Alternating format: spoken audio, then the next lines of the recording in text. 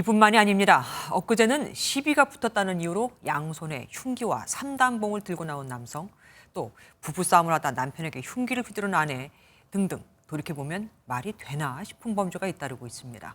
실제로 범죄 5건 중 1건은 이른바 홧김의 범죄였죠. 그 원인 중 하나로 분노와 충동 조절 장애가 꼽히는데 왜 이렇게 갑자기 변한 걸까요? 코로나19도 그 이유 중 하나라고 합니다. 무슨 얘기인지 윤현지 기자가 보도합니다.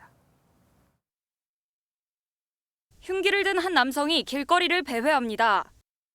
잠시 뒤 이 남성은 3단봉을 펼쳐들고 골목 안을 향해 휘두릅니다. 지난 26일 흉기와 3단봉을 들고 행인들을 위협한 50대 남성이 특수협박 혐의로 구속됐습니다. 출동한 소방대원들이 피를 흘리는 남성을 태우고 황급히 움직입니다.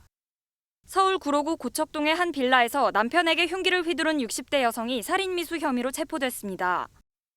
이처럼 최근 잇따른 강력범죄의 원인 가운데 하나는 분노를 참지 못해 발생한 경우입니다. 경찰청에 따르면 지난 2021년 발생한 범죄 5건 중 1건은 분노를 조절하지 못해 우발적으로 일어난 것으로 나타났습니다. 또 지난 2015년 이후 분노 조절 장애를 겪는 환자 수도 가파르게 늘어났습니다. 전문가들은 코로나19로 사회와 단절되면서 분노 조절에 어려움을 겪는 사람이 늘어났다고 분석합니다.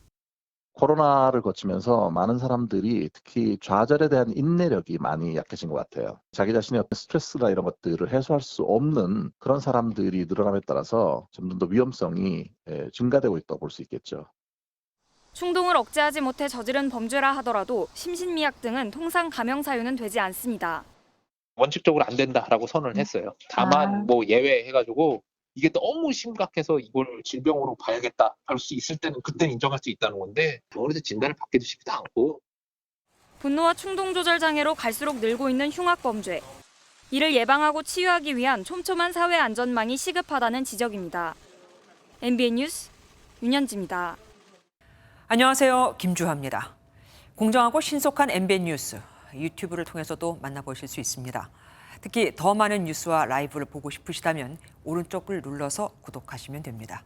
어렵지 않죠? 빠르고 정확한 뉴스로 계속 찾아뵙겠습니다. MBN 뉴스를 시청해주신 여러분 고맙습니다.